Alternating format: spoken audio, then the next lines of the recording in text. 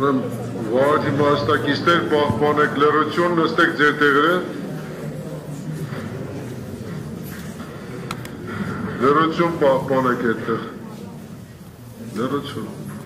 Շարունակում է դատական նիստը, պաշտպան Մելիքյանը ներկայացել է հայտարարված միջոցից հետո, պաշտպան Պողոսյանը, Միրան Պողոսյանը չի ներկայացել։ Հարցերը, որոնք այսօր քննարկման ենթակա են լինելու, նախ մենք կանգ ենք առել քրեական հայտարարություն դադարեցնելու վարդ կարճելու մասին 311 հոդվածի կարգով հարցերի շրջանակներում, որից հետո բնականաբար պաշտպանները ներկայացրել են միջնորդություններ, նաև այդ հարցերը փորձենք քննարկել։ Ընտրեմ այս բան քրեական հայտարարությունը դադարեցնելու կամ վարդը կարճելու հարց։ Անայն մեղադրումներ ունեն այս կապակցությամբ ցանկանում են արտահայտել։ Ունեն պատվորները։ Պաշտպանները այս առումով ցանկություն ունեն արտահայտել։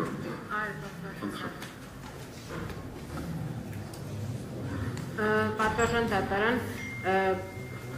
միջնորդության սկզբնական մասը գործընկերս պարոն Խուդոյանը ներկայացրել է, ես նաև կուզենամ այստեղ անդրադառնամ բացառող այն հիմքին, որը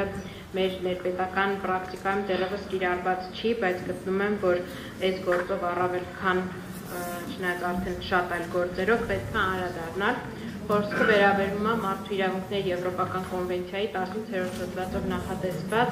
իրավունքի այլ սահմանափակման հատկանիշին։ Նախ ասենք ինչ է իրավունքի սահմանափակումը եւ այսինքն դա հիմնական իրավունքի այն սահմանափակումներն են, որոնք կոնվենցիայով թույլատրված են, իսկ այս պարագայում մենք գործ ունենք 18-րդ հոդվածի հետ, որը ասում է նշված իրավունքների եւ ազատությունների սուն կոնվենցիայով թույլատրվող սահմանափակումները չեն կիրառվում որևէ այլ նպատակով, բացի այն, որի համար դրանք նախատեսվել են։ Եվրոպական դատանը մեկնաբանելով 18-րդ հոդվածը, մասնավորապես կոնվենցիայով չթույլատրվող այլ նպատակ հասկացությունը, Մերաբիշվիլին ընդդեմ Վրաստանի գործով խփում է կատարել Հակոբյանն ընդդեմ այլոք Հայաստանի վերաբերյալ գործին, նշելով, որ դատարանը չի մոռանում իր եզրակացությունն առ այն, որ դիմումնատները դարձել են վարչական պրակտիկայի զոհ, երկու անգամ անընդմեջ նրանց նկատմամբ կիրառվել է միջոց, մասնավորապես ձերբակալում, որին հաջորդել է կարճ ժամկետով դատապարտումը։ Դա հետապնդել է նպատակներ, որոնք որևէ առնչություն չեն ունեցել ազատությունից զրկելը հիմնավորող պաշտոնական հիմքերի հետ։ Եվ եթե Հակոբյանն ընդդեմ այլոք Հայաստանի գործով մարդու իրավունքների Եվրոպական դատարանը իրավունքի հարցը քննարկել է բացառապես 5-րդ հոդվածի սահմանված անձնական ազատության իրավունքի սահմաններով, ապա Մերաբիշվիլին ընդդեմ Վրաստանի գործով արձանագրվել է մի 18-րդ հոդվածով սահմանված այլ նպատակի առկայությունը։ Այլ նպատակ ասելով պետք է հասկանալ այն թաքնված նպատակը, որն իրականում իշխանությունները նկատի են ունեցել անձի նկատմամբ իրավունքի սահմանափակում կիրառելիս։ Եվ նման իրավիճակներում միայն այն նպատակի առկայությունը, որը չի ընկնում համապատասխան իրավունքի սահմանափակման կետի մեջ, ինքնին չի կարող հանգեցնել 18-րդ հոդվածի խախտման։ Կա զգալի տարբերություն այն դեպքերի միջև, երբ սահմանված նպատակը իրականում գործողության մեջ է դրել իշխանությունը, չնայած նրանք ցանկանում էին ստանալ որևէ այլ առավելություն, եւ այն դեպքերի միջև, երբ սահմանված նպատակը չնայած առկա էր, իրականում պարզապես քողարկում էր, որը հնարավորություն էր տալիս իշխանություններին հասնել կողմնակի նպատակի, որը նրանց ջանքերի գերակա կիզակետն էր։ Այս վճռով ըստ էության մարդու իրավունքների Եվրոպական դատարանը ասել է, որ 18-րդ հոդվածով նախատեսված է որպես իշխանության չարաշահման գաղափարի համարժեք տարբերակ եւ անդրադառնալով գերիշխող նպատակի առկայության ապացուցման հարցին մարդու իրավունքների Եվրոպական դատարանը առանձնացրել է երկու հարցադրում. Արդյոք առկա է թաքնված նպատակ եւ արդյոք այդ նպատակը գերիշխող է։ Մեկ վարքան, պաշտպան Խուդոյան, այդտեղ որ խոսում եք, այստեղ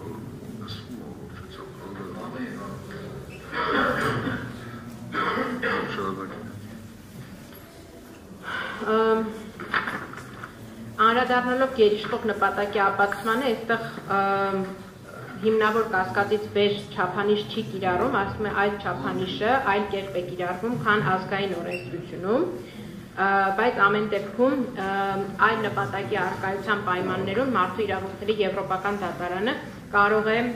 գնահատման առարկա դարձնել ինչպես միջազգային հեղինակավոր կազմակերպությունների զեկույցները Հայաստանում տիրող կամ կոնկրետ երկրում տիրող մարդու իրավունքների հարգման իրավիճակի հետ, այնպես էլ այլ համատեքստային ապացույցներ։ Եվ դատարանը հարկ է համարել, որ չկա որևէ պատճառ սահմանափակվելու 17-րդ հոդվածով նախատեսված բողոքների վերաբերյալ ուղղակի ապացույցներով կամ կիրառելու ապացուցման հատուկ չափանիշ նշված պնդումների նկատմամբ։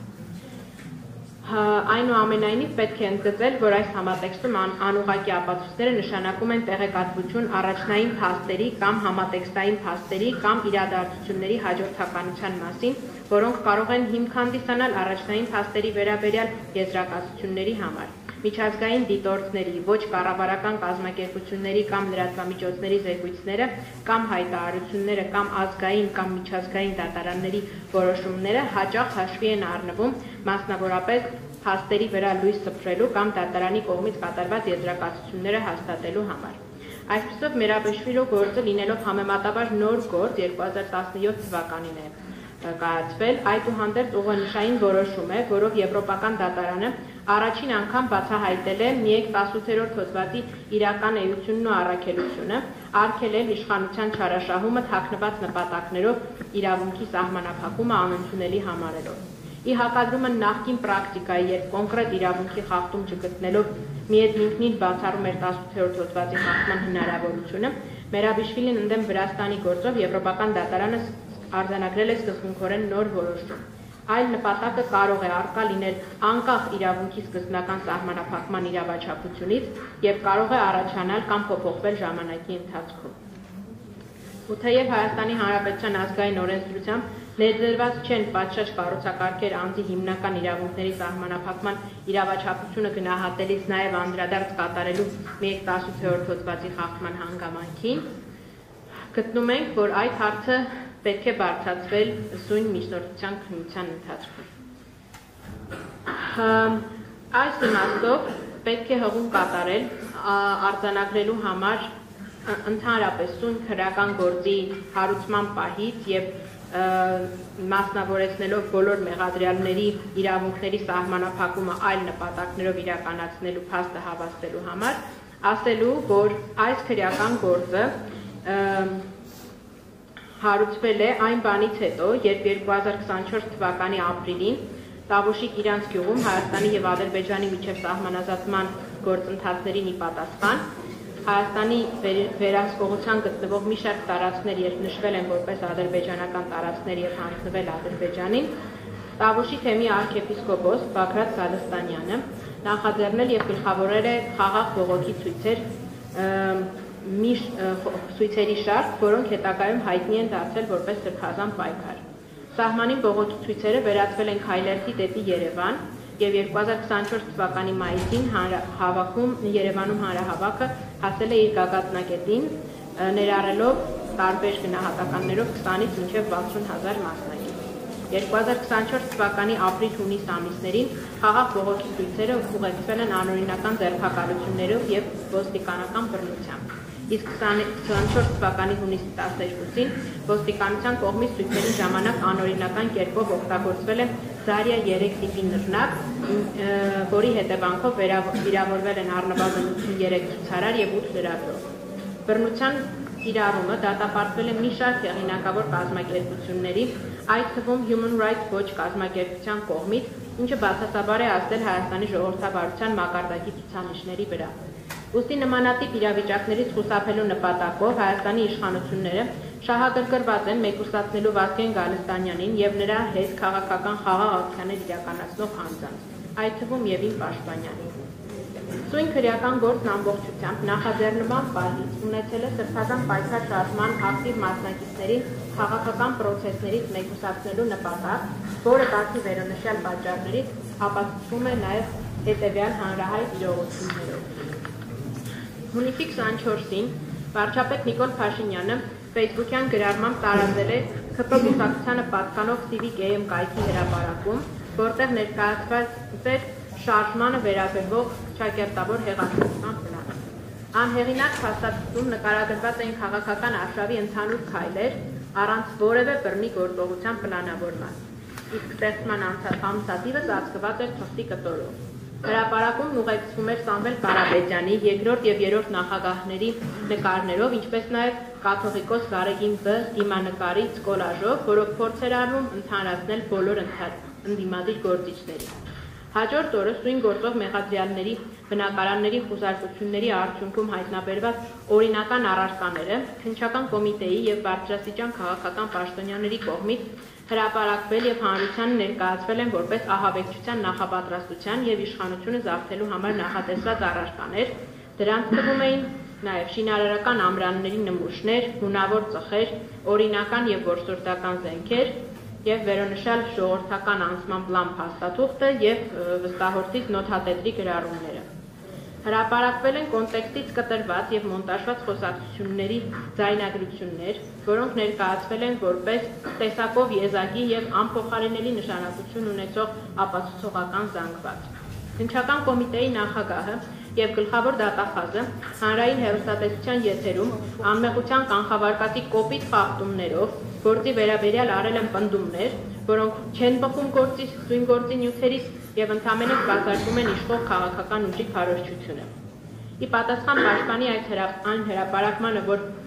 հրապարակված ձայնագրություններից առնվազն մեկը մոնտաժված է եւ համապատասխանաբար գործի նյութերում առկա խոսակցությունը ստղագրված է կոնտեքստից էապես կտրված եղանակով, առ այսօր նշված փաստի վերաբերյալ իրավապահները որևէ վարույց չեն նախաձեռնել։ Ուստի պաշտպանության կողմը եւս մեկ անգամ արձանագրում ենք, որ սույն գործող մեղադրյալների, այդ թվում վստահորդից իրավունքների սահմանափակումն առհասարակ ապօրինի է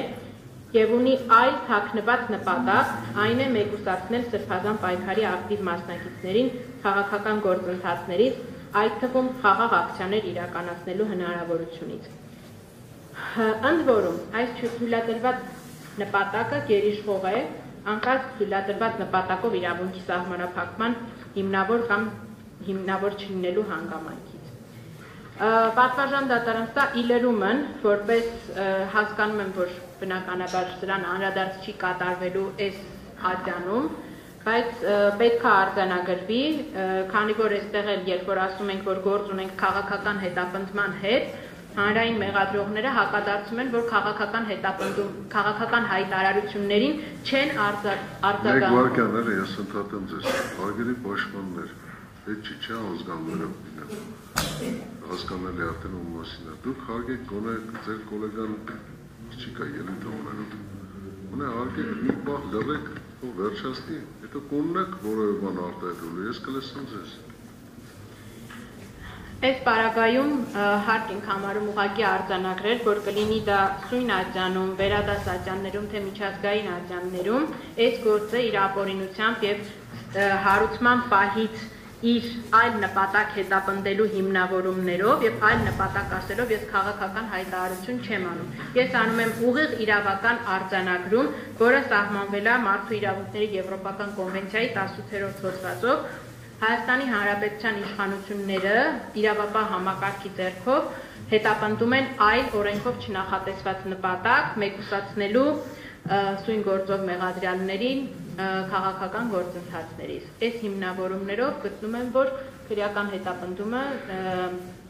հավելելով գործընկերոջից միջնորդությանը ենթակա է կարճման։ Այսինքն դուք